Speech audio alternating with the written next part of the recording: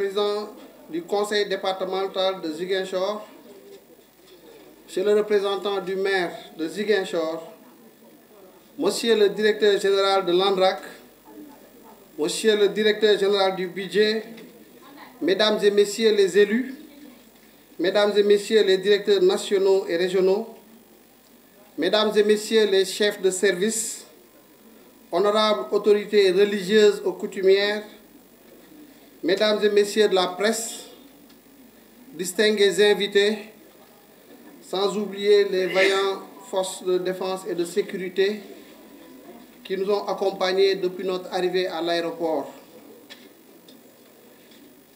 Avant de commencer le discours, je voudrais juste placer quelques mots en wolof pour dire à la communauté ziguinchoroise que nous sommes très contents et très fiers d'être là.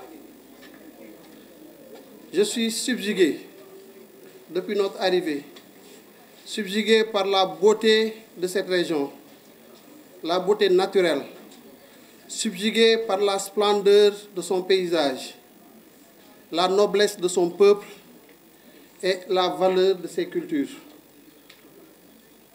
Pour tout ça, pour toutes ces valeurs, je voudrais dire merci pour cet accueil chaleureux à nos hôtes. Mesdames, Messieurs, distingués invités, c'est donc avec une profonde satisfaction que je me tiens devant vous aujourd'hui pour inaugurer ce nouvel édifice, symbole tangible de la modernisation de notre administration financière. Au-delà de la fierté que suscite l'aboutissement de ce projet de modernisation, cette cérémonie illustre deux ambitions majeures. Celle portée par le gouvernement sous l'impulsion de son Excellence le Président de la République de rapprocher davantage l'administration des citoyens dans un esprit de service public modernisé, plus accessible et plus humain. Mais aussi celle d'ancrer l'action de notre ministère dans les orientations du référentiel Sénégal 2050, qui est l'agenda national de transformation, en plaçant la qualité des infrastructures, la performance des services et l'inclusivité territoriale au cœur de notre démarche. L'ouverture de ce nouveau service de contrôle régional des finances, qu'on appelle communément CRF, consacre un cap clair, celui d'un État proche de ses citoyens et soucieux de la territorialisation de la délivrance de ses services pour davantage d'équité et d'efficacité dans son action.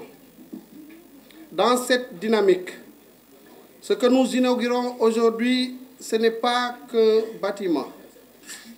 Il s'agit d'un nouveau cap qui illustre l'engagement réaffirmé du gouvernement à doter les services déconcentrés d'infrastructures adaptées, fonctionnelles et durables afin d'agir plus près du terrain et d'accompagner plus efficacement la relance de notre économie en mettant l'humain au cœur de nos actions.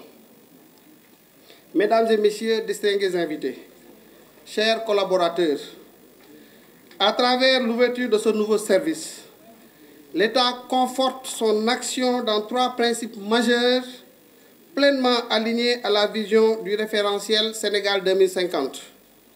Il s'agit de la rationalisation, la performance et l'inclusivité territoriale.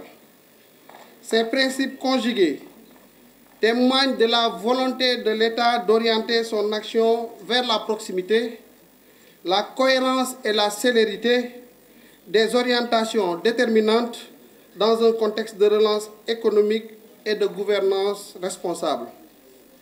Dans cet esprit de responsabilité et de transparence, vous me permettrez, dans ce moment solennel, de revenir brièvement sur des sujets qui agitent l'actualité de notre pays, de notre département plus précisément, car les citoyens ont droit à une information juste, rigoureuse et transparente.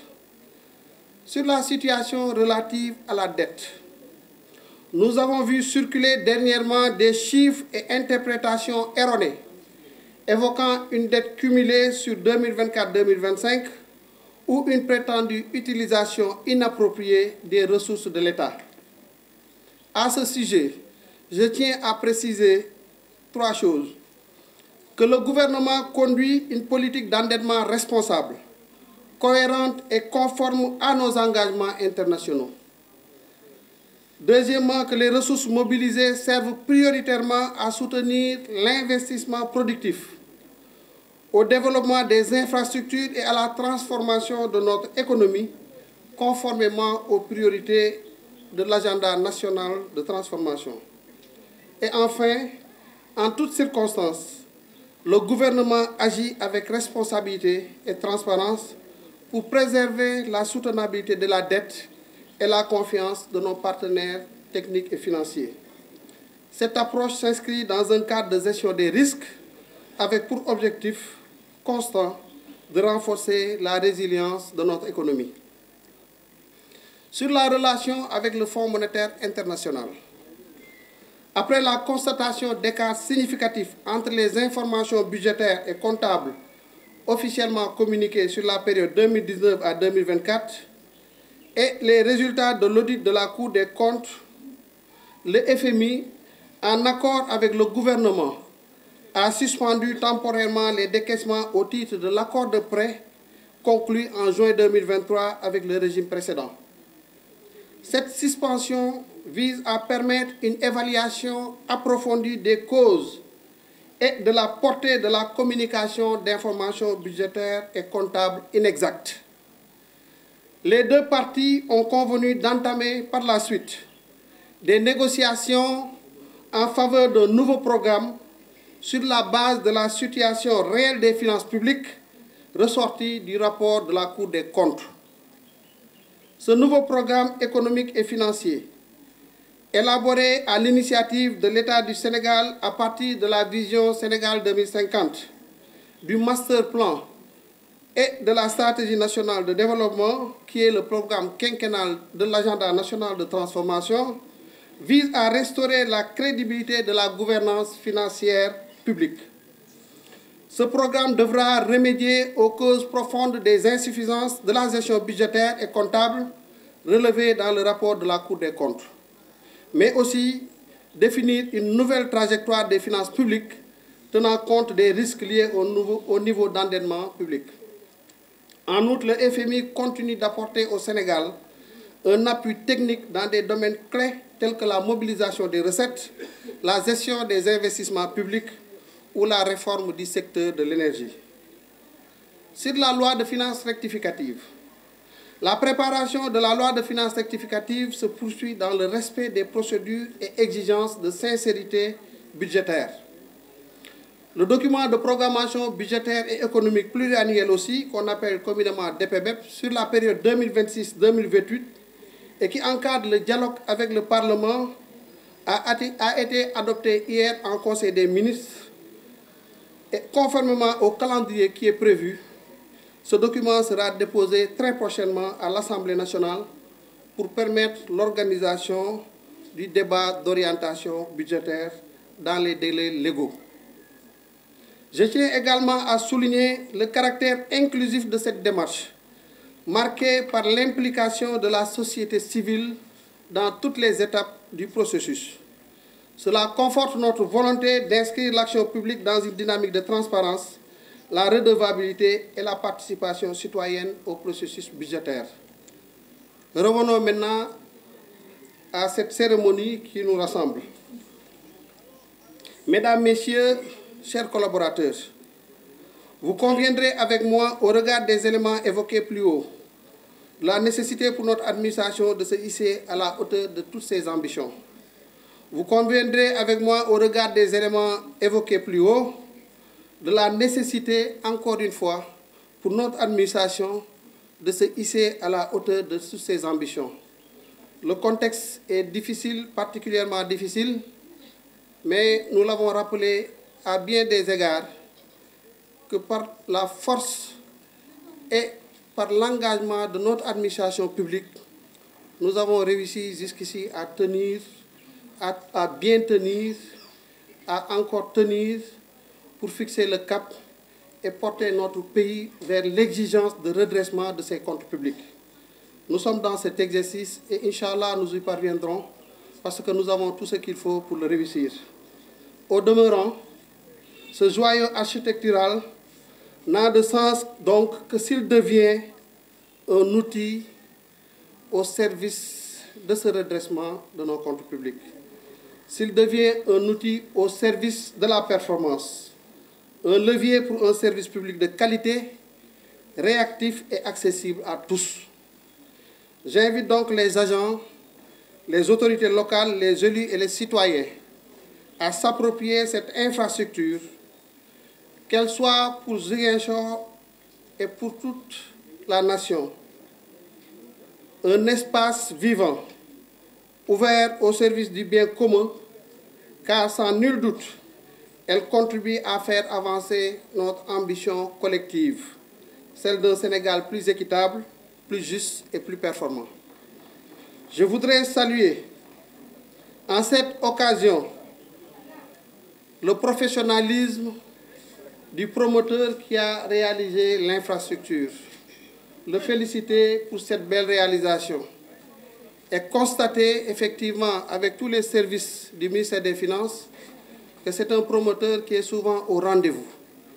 Parce que déjà j'ai pu, depuis que je suis ministre des Finances, inaugurer pas mal d'édifices qu'il a pu conduire et à chaque fois le résultat a été unanime, c'est qu'il répondait aux exigences des cahiers des charges et aux exigences des normes du service public.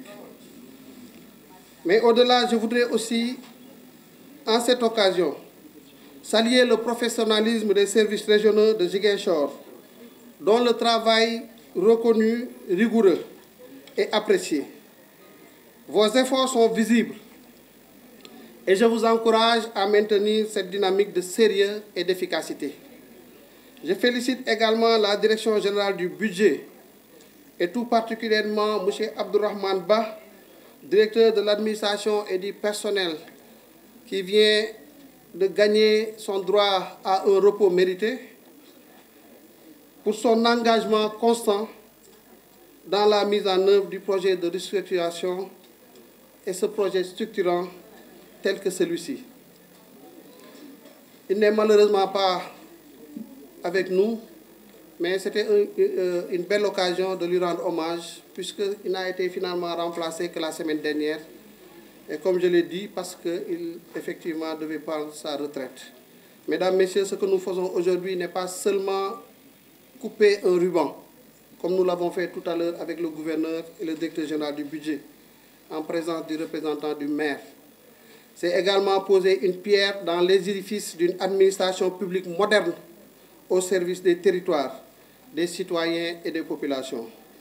Restons unis dans cette ambition, soyons à la hauteur de cette exigence et ensemble poursuivons le chemin du progrès. Et nous sommes sûrs que la Casamance, cette verte Casamance, a un rôle important, déterminant et décisif à jouer dans l'atteinte de ces objectifs que nous venons de mentionner.